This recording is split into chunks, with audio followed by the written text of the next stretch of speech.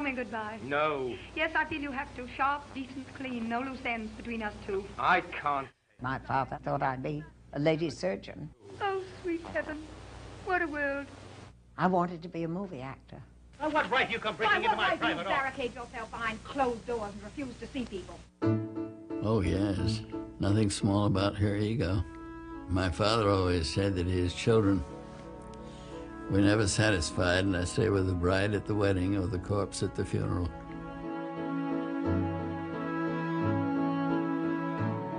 Is there anyone else in the whole business who's been a star for 60 years? I don't think you've ever been properly handled. That's right. Not even by myself. And so she said to Spencer, oh, Mr. Tracy, I'm afraid I'm going to be a bit tall for you. And Tracy answered back, don't worry, Miss Hepburn, I'll cut you down to size. Don't fight me, Eleanor. What would you have me do? Give out, give up, give in? Peter and Kate had enormous conflict, but he called her Nag, she called him Pig. Then what you said to me back there on the river was a lie about how you never could have done it alone and how you lost your heart and everything. You liar. This is not a persona that she made up. This is truly what the woman is. What you see is what you get. It's Katharine Hepburn.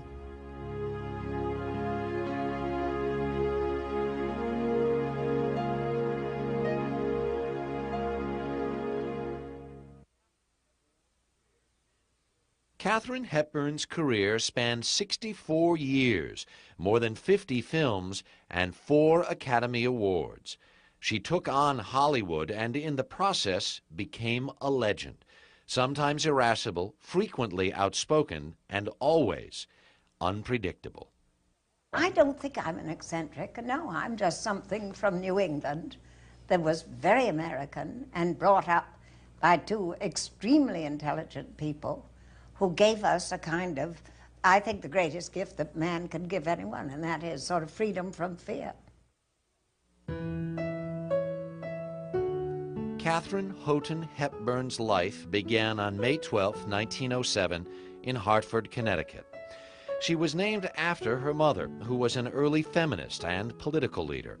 Her father, Dr. Thomas Hepburn, a noted surgeon, supported her and led his own fight for legislative reform and public education about venereal disease, controversial positions in the post-Victorian age.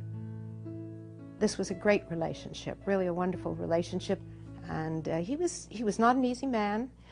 He was very demanding, very disciplined, and yet very encouraging, and built her up tremendously. In 1905, the Hepburns' first child, Tom, was born, followed in 1907 by Katharine, whom everyone called Kathy. Kathy idolized her brother. The 2 children became inseparable, and as Tom grew into a quiet, serious young man, his sister became an adventurous, freckle-faced tomboy. The Hepburns eventually had 4 more children who were encouraged to speak their minds, and Kathy learned to hold her own. I mean, around the dinner table, around whatever, they said whatever they thought, whatever they believed. It was very important that you expressed yourself, and by God, she expressed herself.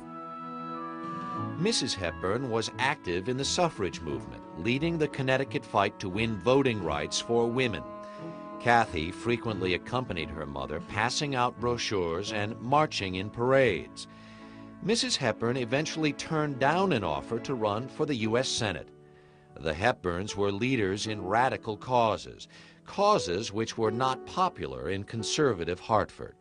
Neighbors threw bricks through their windows, and the children were frequently forced to defend themselves in fights. I think it made me determined. It gave me a nice big chip on my shoulder, so I thought, God damn it, I'm going to go out and mount to something. The Hepburns kept a summer home in Fenwick, an exclusive shorefront community in southern Connecticut. The beach house became a gathering place for the entire extended family, Hepburns, Houghtons, and friends. Athletic pursuits filled the summer days, days spent swimming, sailing, and playing in the ocean. We were like a Chekhov play, you know, it was great. We kept meaning to go to Hartford, but we never did. All summer long.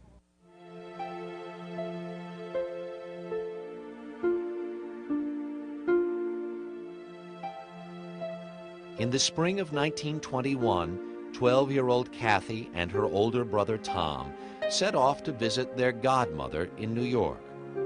On the morning they were to return home, Tom did not appear for breakfast. Kate said, well, I'll go up and call him. He must have been sleeping. She goes up to his room, and at first when she opened the door, she didn't see him. What she saw was a curtain hanging loose because the curtain tie had been taken off of it. And then she saw the shadow come in front of her, and she turned around, and there was Tom, and he had hung himself with the curtain tie from the rafter of this room. Tom was dead, his feet curled beneath him, clearly able to reach the floor. He had forced his own strangulation. Mrs. Hepburn heard the news at home in Hartford. Well, I was sitting in the dining room, and the call came over the phone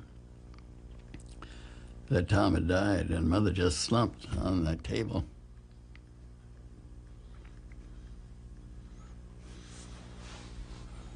And moments later,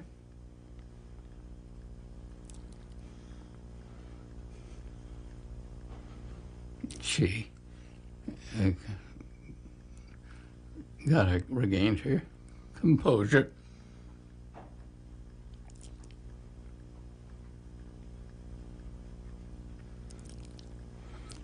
And she never talked about it again.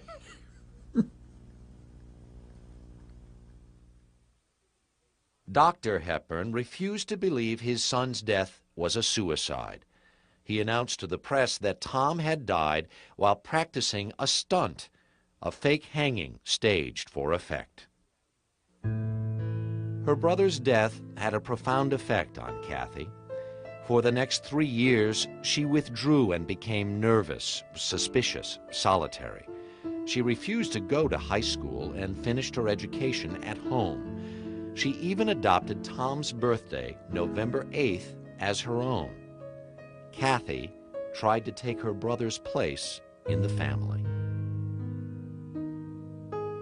She finally left home in 1924 to go to college in Bryn Mawr, Pennsylvania. Although Kathy adopted a new name, Kate, she kept her antisocial behavior. Unpopular with her classmates, she was failing miserably by the end of her sophomore year.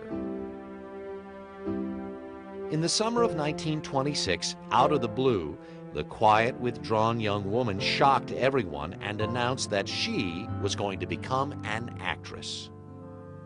Kate came in, and the way she does with ideas, and dropped this one like a bombshell. And I don't think Dad was even suspecting it, but Kate said she was going into the theater. And Dad hit the ceiling. He said, well, you know, you don't get anywhere in the theater unless you sleep with the director. Her father sent her back to Bryn Mawr in the fall. By the spring of 1928, Kate's grades had improved enough for her to participate in the school's May Day celebration. She appeared in a school play and eventually went on to do roles in several more student productions. In her senior year, Kate met 28-year-old Ludlow Ogden Smith, whom she called Luddy. Luddy lived near the campus and belonged to a social group that appealed to Kate. Luddy came from a blue blood Philadelphia family. He was very charming, rather effete looking, but a bit of had a matinee idol profile, you know, very, very, very, very good looking. And Luddy adored Kate. Kate graduated from Bryn Mawr and set out for New York to become an actress. By the end of that year, Luddy proposed, Kate accepted, and the couple were married. In New York, Kate immediately attracted attention, more for her style than her acting. Dressed in casual clothes and adopting a free-spirited personality, she became a regular in nightclubs and cultivated a position in cafe society. Kate was certainly not your typical young actress trying to make her way on the stage. She came in thinking star from the very beginning. She never could see herself in a position of being in the background or being in the chorus or being whatever. Kate began to land a series of acting jobs in the New York theater, but her lack of training and an outspoken attitude had an effect. In just 2 years, Kate was fired from 4 productions during rehearsals, never making it to opening night. Well, I think, like many, many unique actresses who bring something fresh to the theater, she had a difficult time having that recognized. She was different, and if one is different, it's difficult for people around to accept that easily. They have to get used to it. Kate did make it to Broadway in 1932, playing an Amazon queen in The Warrior's Husband. Wearing a costume that accentuated her long legs, Hepburn leaped down a flight of stairs with a stag slung over her shoulder. She took this stag, she threw it onto the ground, and then her leading man was standing right there, and she jumped in and she wrestles him to the ground. And it was astounding. I mean, no one ever saw a woman do anything like that on stage. Sweet dear, sweet dear. Tell me goodbye. No. Yes, I feel you have to. Hollywood took notice. Director John Ford made this screen test of Kate, but nothing came of it. Oh, sweet heaven. What a world. Then George Cukor ordered a test. Kate directed it herself. And I had made myself up with true modesty. I'd never done it before, and fixed my own hair with my usual modesty, and picked the material. And I put a glass down, and George said the acting was idiotic, but you put a glass down and listened with great tenderness and emotion, and I was hired. Cukor offered her the lead in his new film, A Bill of Divorcement, and soon Kate Hepburn, Broadway actress, was on her way to Hollywood to become Katharine Hepburn, movie star. I hope. Katharine Hepburn arrived in Hollywood in 1932 to make her first picture, A Bill of Divorcement. She left her husband, Luddy, behind in New York. She was just determined to be not just an actress, but an actress and a great star. And her life had gone in another direction from Luddy's. In A Bill of Divorcement, Kate played Sidney Fairfield, a young Englishwoman who learns of her father's descent into madness and renounces her own happiness to stand by him. John Barrymore played her father. Producer David O. Selznick constantly worried about Kate's performance during filming. He was convinced she would be a flop. She was quite different and odd-looking and beautiful and eccentric, and as a person wildly sort of independent. I don't think they'd ever seen anything quite like her. George Cukor, the film's director, soon became great friends with Hepburn. He felt he saw something special in the brash young actress. He saw in Kate immediately a quality that he had seen in many of the other great stars that he had directed. Greta Garbo, Joan Crawford, a lot of these stars. He saw this quality of this unusual, strong-willed woman. The public agreed. You can't stand even the first glimpse of the truth. Darling, it would be dangerous for me to marry. When A Bill of Divorcement opened, audiences fell in love with Hepburn, and so did the critics. She told him she loves him. I heard her. You mustn't. I'm done with her. Get them out, I tell you. Get them out. You mustn't let yourself go like this. At once. or I'll kill it. Kate's performance earned her a long-term contract with RKO. She followed her debut with Christopher Strong, the story of a daring aristocratic aviatrix. During filming, she began an affair with her agent, Leland Hayward. Hayward was married and a well-known ladies' man. He looked a little bit like some of those sophisticated cartoons in the 1920s in the New Yorker and so forth. He was very intelligent, extremely charming, and on top of which, he was an agent, and he believed in her. Kate continued her flirtation with Hayward and kept her marriage a secret. Luddy patiently waited for her to return to New York, convinced that her affair with Hayward and her career in Hollywood would soon be over. But Hollywood was enamored with Kate. Her uncharacteristically gentle performance in Morning Glory, only her third film, won her the Academy Award in 1933. She followed that with a dazzling performance in Little Women. Kate stunned audiences by creating a perfect image of a modern, independent woman. In late 1933, riding high on her film successes, Kate prepared for a triumphal return to Broadway. She chose a play called The Lake, directed by legendary producer Jed Harris. Harris was known for his cruel treatment of leading ladies, and his handling of Hepburn was no exception. Her performance was a famous disaster. I walked through the opening night in a state of absolute paralyzed terror. And I kept praying, kill me, Lord, just kill me, strike me dead, strike me dead. And nothing happened. I just went on the way you do, you know, and finally the curtain came down and everybody clapped and didn't mean it, in sorrow. And I was almightily roasted. Kate's performance was roasted. Well-known wit Dorothy Parker commented, Miss Hepburn's emotions ran the gamut from A to B. The Lake lasted 55 performances. When Jed Harris announced his intention to take the show on the road, a horrified Kate offered to buy her way out. Harris took every cent she had and closed the play. Kate's public humiliation in New York only made her more determined to succeed in Hollywood. She was tough, and she just wanted to be better, better, better. And if you told her she couldn't do something, she wanted to do it.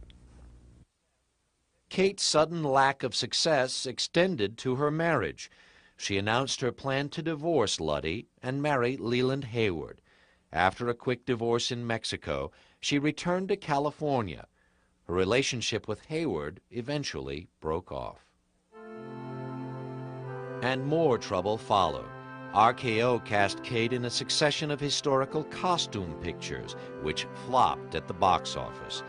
The studio failed to capitalize on the unique modern personality that made her a star. In 1936, Kate began a relationship with Howard Hughes. The eccentric millionaire aviator pursued Kate with style. He eventually won her over with extravagant stunts, once landing his small plane on a golf course to join her in a game. Hughes fascinated Hepburn. Howard Hughes had a very brilliant mind, but he had something much more important than that, and that is that he never gave up. He went after what he got, and I always used to say if he went after a needle in a haystack in China, he'd find it. He would never give up. Wonderful quality. I copied it. But Kate's perseverance was not the problem. Her pictures were. Her stock was falling at RKO.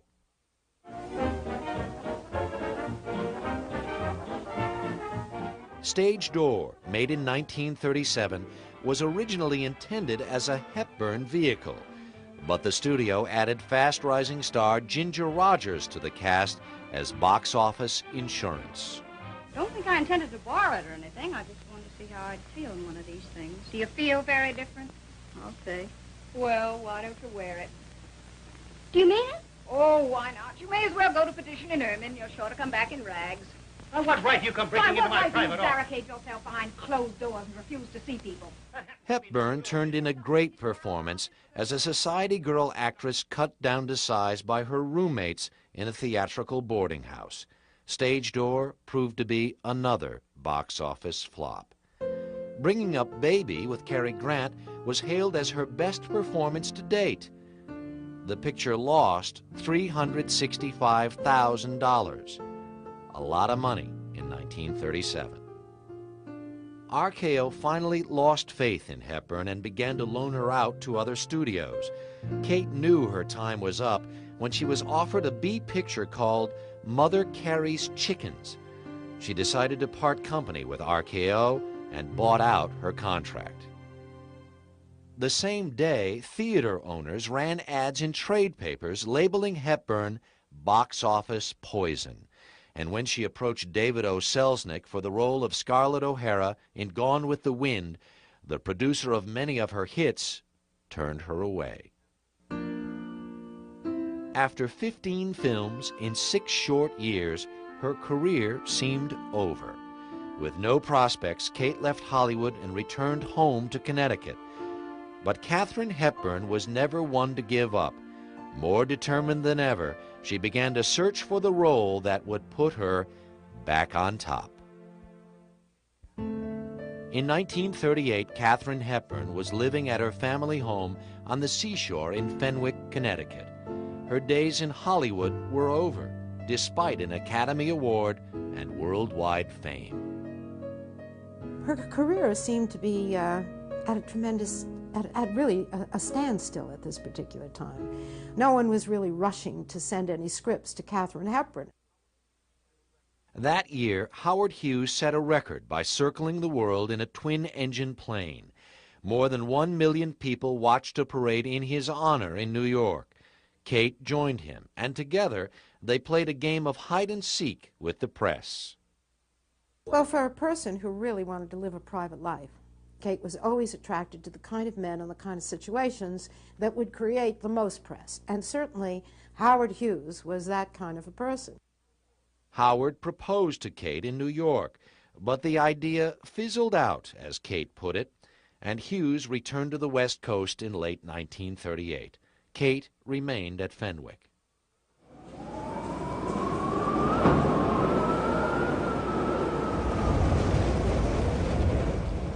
In September, a ferocious hurricane struck the Connecticut coast.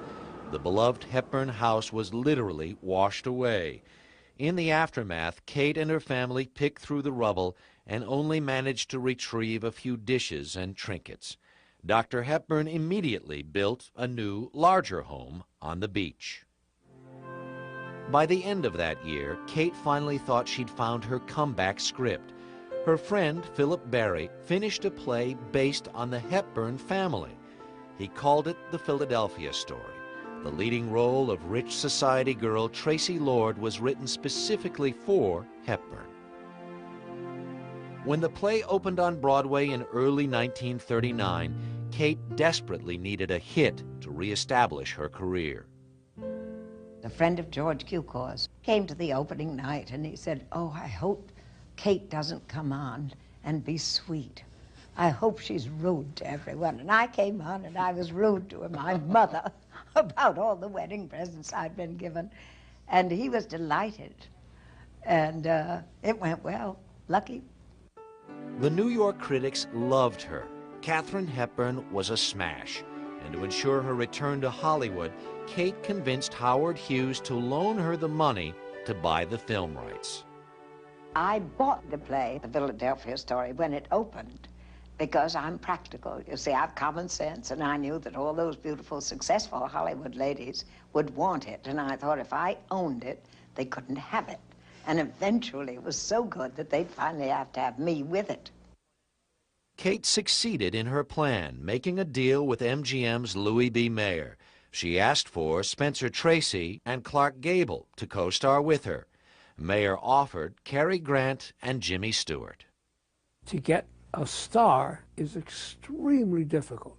To get 2 stars is twice as hard, and to get 3 stars is almost unheard of. I mean, what pictures are made even today that have 3 important stars? Very few. But she engineered all that because she knew that it would be good. What is this, Connor? Oh, easy, easy, old man. She's not hurt? No, no. Not wounded, sir, but dead. Seems the minute she hit the water, the wine hit her. Now, look here, Connor. A likely story, Connor. Hello, Dexter. Hello, George. Hello, Mike.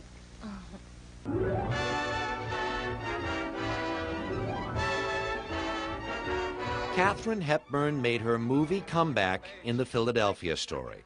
The picture made almost $1.5 million and received 6 Oscar nominations, including one for Kate.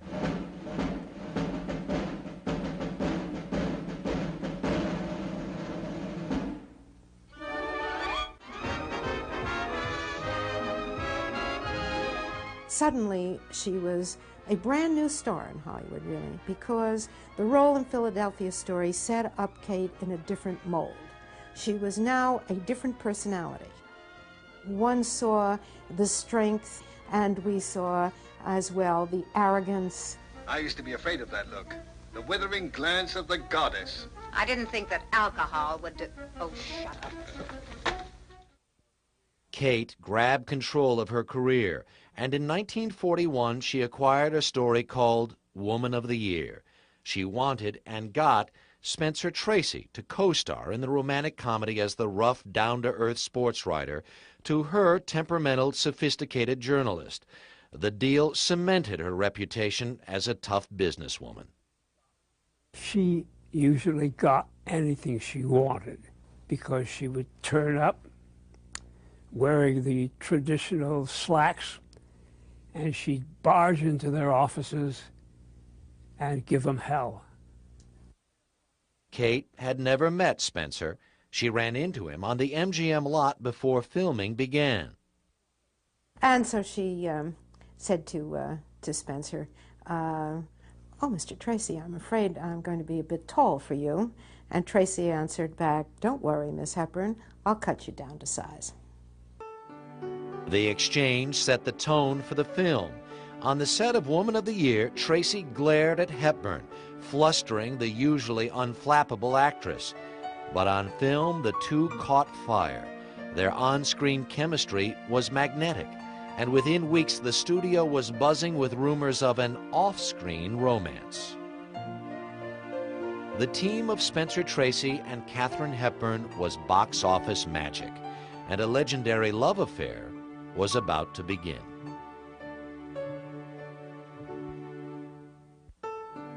The success of Woman of the Year established Spencer Tracy and Katharine Hepburn as a team, on screen and off. From the beginning, Kate adored Spencer. Tracy was Catholic, married, and the father of 2 children, but he and his wife Louise had not lived together for years. Their son Johnny was deaf, which only fueled Tracy's Catholic guilt. It's no secret to the world that Spencer was a drinker. And I think, having been close to him at the time, that a great deal of that came as a result of his deep, deep unhappiness about his son's unhappiness. With Spencer, Kate was submissive. She let him take the lead in everything. Family and friends were surprised. Kate was no longer the fiercely independent woman they all knew. I often felt that she was submerging herself to him. I think, too, that Spencer was sort of a younger edition of her father in her mind. I think she admired his ruggedness. Kate began to turn down work to be near Spencer. For a while, her only appearances were in Tracy Hepburn films, and their on-screen partnership was sizzling. Keeper of the Flame, Without Love, and State of the Union established them as the movie's top twosome. Don't you want your rub down? You want a drink? Want anything? What?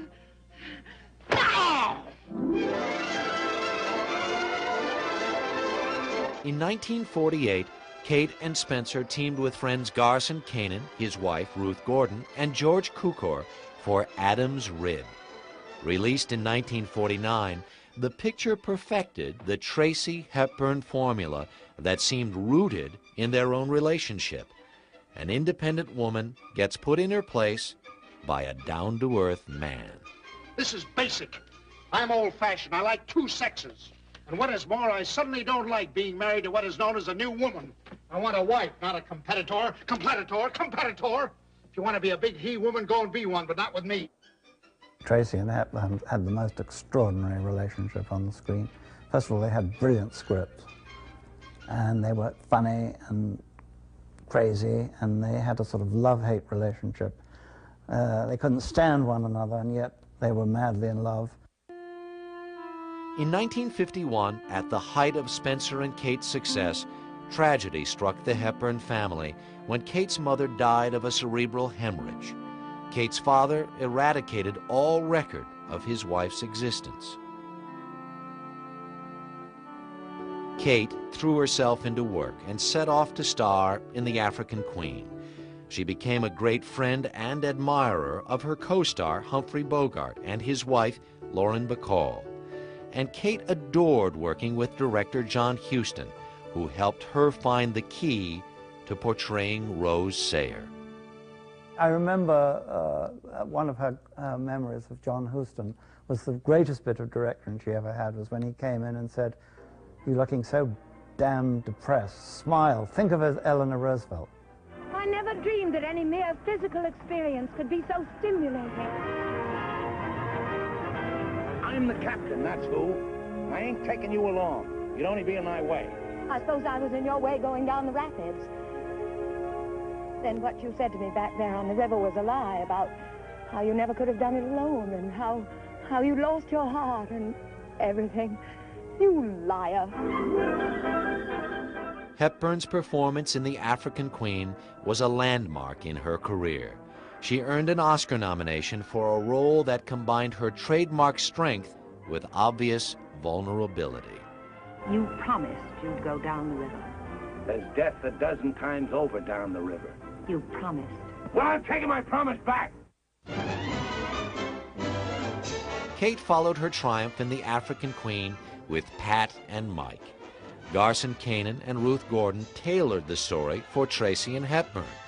Kate's role was designed to show off her athletic abilities.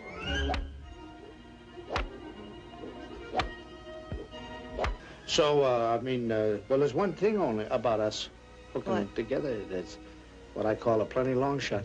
Nothing wrong with a long shot. If you come out on top, that's a fact. We will, Mike. By 1955, the years of heavy drinking caught up with Spencer Tracy. His health was failing. With the alcoholism also came various other health problems. Heart, kidney, various other problems. And Tracy became quite ill. Kate was most attentive. She really became his muse, his help, his nurse, his just about everything that you can possibly think of. She really devoted herself to Tracy at this point and got him through. At the same time, her father's health was also deteriorating, and Kate was at his side when he died on November 20th, 1962. Although Spencer had been ill for over a decade, Kate and director Stanley Kramer persuaded him to try one more film. In 1967, they began shooting Guess Who's Coming to Dinner, the story of a couple whose daughter brings home a black fiancé. Kramer, Hepburn, and Tracy placed their salaries in escrow to ensure the completion of the film. There was a great deal of doubt on in everyone's mind whether Tracy would be able to cope with a film schedule, with the toughness of the film schedule. Got sicker and sicker as the film progressed. They had to shoot his scenes between 9 and 12 in the morning. He wasn't able to go any further than that. The old Tracy Hepburn magic was there for all to see. With Kate at his side, Spencer turned in a fine performance.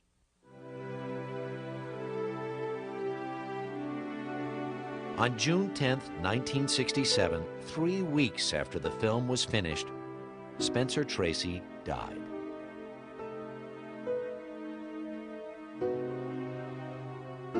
For 2.5 decades, the couple kept their relationship private. Out of respect for Spencer's wife and family, Hepburn did not attend the funeral. She never talked about his going at all, which is a curious thing. It's almost like my mother's attitude towards Tom's death. Don't talk about it. Go to work, you know. Do something. Katharine Hepburn did something indeed. She won a second Oscar for her work in Guess Who's Coming to Dinner and accepted the award in Spencer's name. At the age of 60, she began another era in a career that already spanned 3.5 decades. And in her new career, she would establish herself as more than a movie star. Katharine Hepburn was on her way to becoming a legend. Katharine Hepburn went back to work in 1967, the year Spencer Tracy died. At 60, an age when many female stars have trouble finding roles, Kate found herself playing parts as dynamic as she was. In The Lion in Winter, Kate co-starred with Peter O'Toole, a well-known tyrant on the movie set. He met his match in Kate. From the outset, the two strong-willed actors enjoyed an adversarial relationship. Peter and Kate had enormous conflict, but he called her Nag, she called him Pig, but they had a wonderful kind of rapport. They had a wonderful sort of love-hate relationship. Do you truly care who's king? I care because you care so much. Don't frighten me, Eleanor. What would you have me do? Give out, give up, give in? Give me a little peace. A little? Why so modest? How about eternal peace? Now there's a thought. Kate's performance won her a third Academy Award. Director Anthony Harvey accepted the statue for Kate. I called her up from Hollywood. I think it must have been about 3 in the morning, about 7 o'clock her time. She said, "Oh, God, really?" And I said, "Well, aren't you thrilled?" "Oh, come on, Tony. Put it in a paper bag somewhere." 3 years later, I was sitting with her in the house. She opened the cupboard to get a box of chocolates or something, and there it was, still in the paper bag, totally forgotten about. It hadn't even been engraved. In 1969, Kate was back on Broadway, this time in Coco, a musical based on the life of fashion designer Coco Chanel. Hepburn arrived on Broadway, a full-fledged legend. It was a classic example of not being able to take your eyes off her. She just took over the stage. She was magnificent. Hip replacement surgery in the early 1970s did not slow her down, and Kate starred in a series of TV movies. And in 1980, she was back on Broadway, one last time, in West Side Waltz. Her legend could be intimidating for many co-stars, but Kate used humor to put people at ease. When we first met and started rehearsing, she said to me, I'll call you Dot. Now, nobody calls me Dot, but I mean, it sounded music to me when she said Dot, you know, and she said, "Is that all right?" And I said, "Yes, that's fine." And I said, "What shall I call you?" And she said, "You may call me Miss Hepburn," which I thought, and then of course she laughed. That same year, Kate starred in On Golden Pond with Henry Fonda. She quickly developed affection for her fellow movie legend. Early in the filming, she presented Fonda with one of Spencer's favorite hats, and Fonda wore it throughout the film. On Golden Pond was the story of a cantankerous old man who had given up on life, and his loving wife of 50 years who was determined to keep him alive. You're my knight in shining armor. You're going to get back on that horse, and I'm going to be right behind you, holding on tight, and away we're going to go, go, go. I don't like horses. Fonda won his only Academy Award for his portrayal and died soon after. Katharine Hepburn won an unprecedented 4th Oscar. In 1982, Kate severely injured her left foot in an automobile accident. The accident left her slowed but still busy. She continued to divide her time between Fenwick and her New York townhouse and made several more TV movies. 78 Baker, take 3. Mark. Action. Is she late? She's right on time. I keep retiring, and I don't stay there. I can't do it. I mean, I don't think you can say, I'm not going to work, or you can't say, I'm going to work. Can you? You can't work unless you got something to do. And if you see something you want to do, and you turn it down, you think, ooh, ooh. Katharine Hepburn's life has spanned almost 9 decades. Her career, more than 64 years. An unconventional beauty who spoke her mind, she forever changed Hollywood and generations of women. I think for women, she is a great champion of independence, standing up for what you believe in. I think she brought a dignity to women's roles that hadn't been there before. She enabled many, many actresses that followed her. I don't think there could have been a Barbra Streisand without a Katharine Hepburn. She's a very, very ambitious girl, and she's brave. She accepts any challenge that she herself thinks she can master. One of her essential characteristics was independence. Yes, indeed. She does things her way. Well, I get up every day, but I think I get up and I assume that between this battle, I'm going to win it.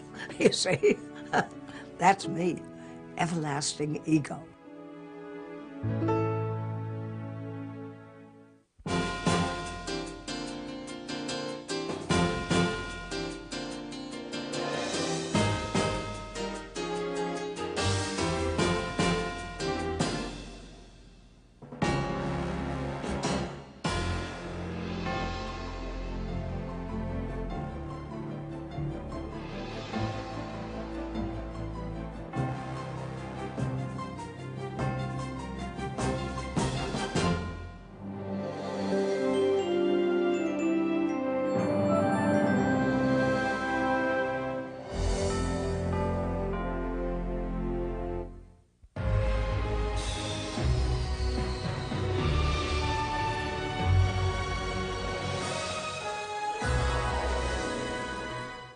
An offer to run for the U.S. Senate. The Hepburns were leaders in radical causes, causes which were not popular in conservative Hartford. Neighbors threw bricks through their windows, and the children were frequently forced to defend themselves in fights. I think it made me determined. It gave me a nice big chip on my shoulder, so I thought, God damn it, I'm going to go out and mount something. The Hepburns kept a summer home in Fenwick, an exclusive shorefront community in southern Connecticut. The beach house became a gathering place for the entire extended family, Hepburns, Houghtons, and friends. Athletic pursuits filled the summer days, days spent swimming, sailing, and playing in the ocean. We were like a Chekhov play, you know, it was great. We kept meaning to go to Hartford, but we never did. All summer long.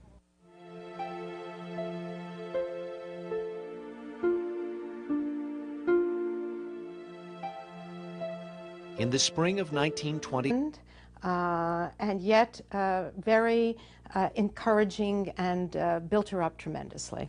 In 1905, the Hepburns' first child, Tom, was born, followed in 1907 by Catherine, whom everyone called Kathy. Kathy idolized her brother. The two children became inseparable. And as Tom grew into a quiet, serious young man, his sister became an adventurous, freckle-faced tomboy. The Hepburns eventually had 4 more children who were encouraged to speak their minds, and Kathy learned to hold her own. I mean, around the dinner table, around whatever, they said whatever they thought, whatever they believed. It was very important that you expressed yourself, and by God, she expressed herself. Mrs. Hepburn was active in the suffrage movement, leading the Connecticut fight to win voting rights for women. Kathy frequently accompanied her mother, passing out brochures and marching in parades. Mrs. Hepburn eventually turned down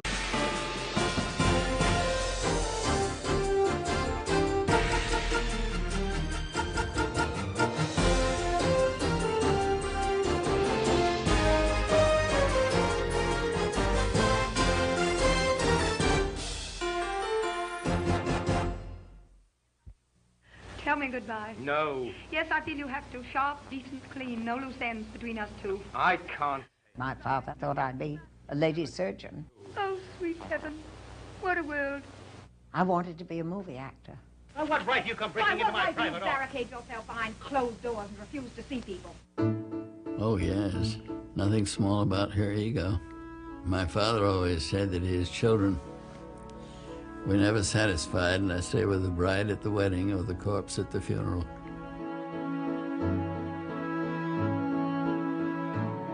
Is there anyone else in the whole business who's been a star for 60 years? I don't think you've ever been properly handled. That's right. Not even by myself. Hollywood, and in the process became a legend. Sometimes irascible, frequently outspoken, and always unpredictable. I don't think I'm an eccentric. No, I'm just something from New England that was very American and brought up by 2 extremely intelligent people who gave us a kind of, I think, the greatest gift that man can give anyone, and that is sort of freedom from fear. Katharine Houghton Hepburn's life began on May 12, 1907, in Hartford, Connecticut. She was named after her mother, who was an early feminist and political leader. Her father, Dr. Thomas Hepburn, a noted surgeon, supported her and led his own fight for legislative reform and public education about venereal disease, controversial positions in the post-Victorian age. This was a great relationship, really a wonderful relationship, and he was not an easy man. He was very demanding, very disciplined. And so she said to Spencer, "Oh, Mr. Tracy, I'm afraid I'm going to be a bit tall for you." And Tracy answered back, "Don't worry, Miss Hepburn, I'll cut you down to size." Don't fight me, Eleanor. What would you have me do? Give out? Give up? Give in? Peter and Kate had enormous conflict, but he called her nag, she called him pig. Then what you said to me back there on the river was a lie about how you never could have done it alone and how you lost your heart and everything. You liar. This is not a persona that she made up. This is truly what the woman is. What you see is what you get. It's Katharine Hepburn.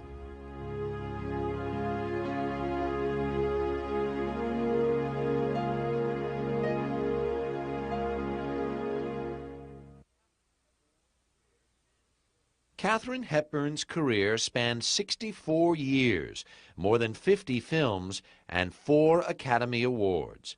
She took on